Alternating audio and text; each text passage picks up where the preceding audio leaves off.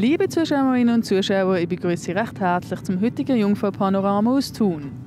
Folgende Themen haben wir für Sie bereit. Wie ein mutiger Koch den veganen Lebensmittelmarkt erobert und der wahr gewordene Traum für alle Videospiel-Liebhaber in Thun. Vorher schauen wir noch die aktuellen Kurzmeldungen aus der Region an. Jetzt kann man bei Bikerouten mitreden. Mit der öffentlichen Mitwirkung geht der regionale Teilrichtplan zur Förderung der Mountainbike-Angebote im Entwicklungsraum Thun in die nächste wichtige Phase. Man will die Umsetzung und den Betrieb längerfristig sicherstellen. Immer noch in den tiefroten Zahlen. Die Airline Swiss hat auch im zweiten Jahr vor der Corona-Pandemie wieder einen grossen Verlust eingefahren. Aber im Vergleich zum vorderen Jahr ist er deutlich kleiner ausgefallen und der Umsatz hat stark zugenommen. Im Betrugsprozess gegen Franz A. Zölch hat das Berner Obergericht die Strafe verschärft. Der ehemals renommierte Jurist ist zu einer Freiheitsstrafe von 4 Jahren und 5 Monaten verurteilt worden. Der Gerichtspräsident sagt, dass Zölch ein Seriebetrüger ohne Einsicht und Reue ist. Der Veganuary ist längst vorbei, aber nicht für alle. Der überzeugte Veganer und junge Unternehmer Kevin Schmidt hat seinen Idealismus und Leidenschaft zum Beruf gemacht und Outlaw Foods gegründet. Eine Firma, die ausschließlich vegane Produkte produziert. Wie er mit seinem Wagemut und seiner Offenheit seine Geschichte zu einer Erfolgsgeschichte macht, hat er Ben Abeckle erzählt.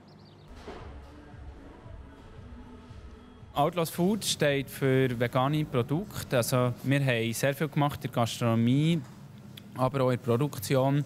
Mittlerweile haben wir uns fokussiert auf Fleischersatzprodukte für den Detailhandel und für die Gastronomie und eine vegane Bäckerei, die wir führen mit mittlerweile 4 Standorten.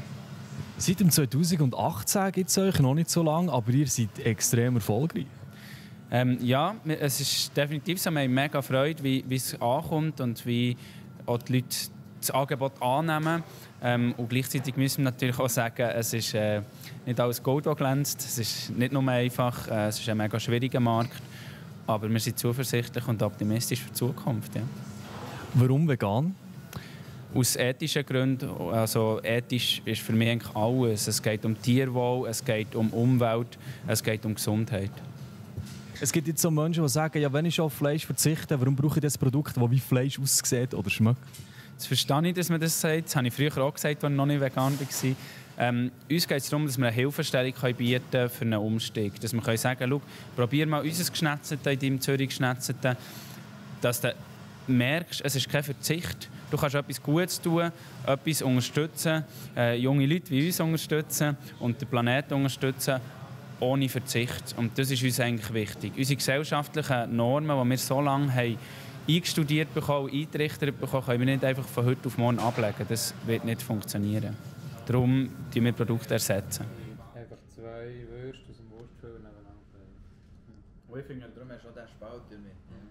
Form kann Super Mario, Pokémon, Sonic. Man findet sie alle im Gameparadies zu Thun.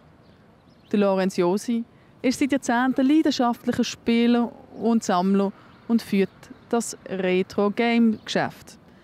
Der Ben Ablecke hat mit ihm über seine Pixelschätze, Vorurteile und Millionensummen, die für alte Videospiele gezahlt werden, geredet.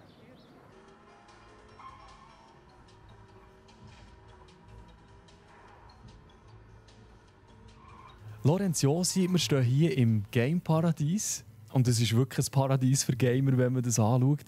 Was hast du hier alles? Alles. Also angefangen jetzt eigentlich in den Jugendjahren, schon ein bisschen als Kind.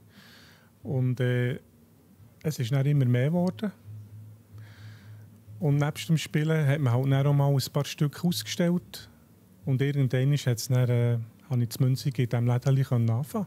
Jetzt bist du hier, dieses Jahr das 20-jährige Jubiläum. Und jetzt kommen dann vielleicht Leute vorbei, die Super Mario wollen für 1,5 Millionen. Hättest du das so?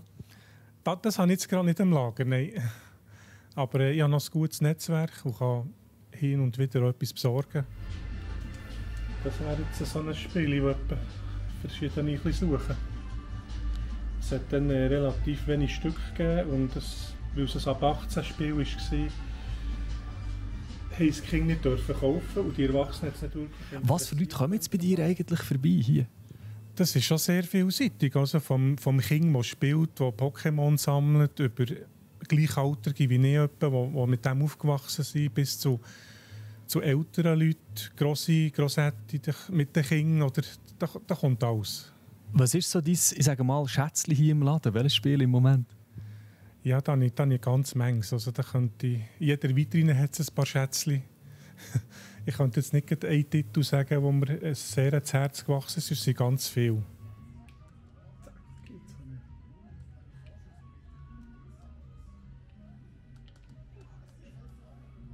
Das war es vom heutigen Panorama. Die ausführlichen Artikel finden Sie auf unserer Homepage oder auf unserer App. Wie das Wetter in den nächsten Tagen wird, präsentieren Ihnen jetzt unsere Kollegen vom Meteo News. Vielen Dank fürs Zuschauen und bis zum nächsten Mal. Ade miteinander. Das Wetter wird euch präsentiert von Interlaken Tourismus. Meine Damen und Herren, grüß euch miteinander und ganz herzlich willkommen. Das ist die Jungfrau Zeitung Wetter fürs Berner Oberland. Das Hochdruckgebiet Lino, das hat die Luft abgetrocknet. Entsprechend hat es einen sonnigen Donnerstag gegeben. Einen wunderbaren Blick zum Beispiel von Beatenberg, da richtig verschneite Berner Alpen. Ja, und das Hoch Lino, das finden wir natürlich auch auf der Strömungsanimation. Das hat sein Zentrum über Norwegen. Wir sind also zunehmend am Südrand von diesem Hoch in einer Beisenströmung. Entsprechend werden die kommenden Tage recht frisch für die Jahreszeit.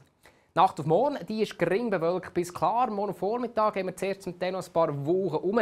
Die lösen sich aber rasch auf und das ist meistens sonnig. Die Temperaturen die gehen verbreitet in den frostigen Bereich. Eine Retour im Thuner und Brienzersee starten wir mit etwa -1 Grad. In Tag zu Grindelwald da geht es Retour gegen -4 Grad. Und am morgen Nachmittag haben wir weiterhin meistens sonniges Wetter zu gut. Die Temperatur aber tiefer, als das noch heute der Fall war. Zum Beispiel zu Thun, Spiez und zu Interlaken gibt es rund 8 Grad. Adelboden da messen wir bis gegen 4 Grad. Gstaad da liegen die Höchstwerte bei rund 6 Grad.